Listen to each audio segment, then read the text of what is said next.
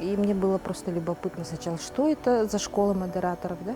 Какими навыками должен обладать человек, что значит быть модератором. Мы совместно с большим количеством людей, которые хотят развить такое направление, как модерирование мероприятий, проводим такой курс под названием «Школа модераторов».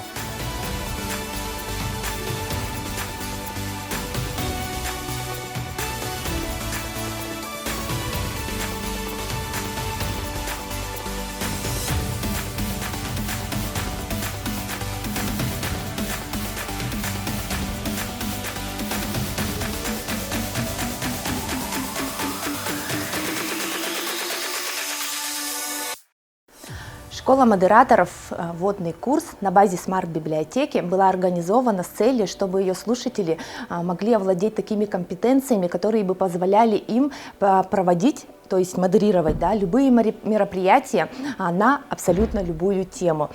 У нас как сложено, да, в городе, в республике, что обычно модерируют мероприятия именно специалисты, а в данном случае мы хотели, чтобы любой человек, который прослушал курс, имел именно такой уже более профессиональный навык работы с группами, будь то онлайн или офлайн.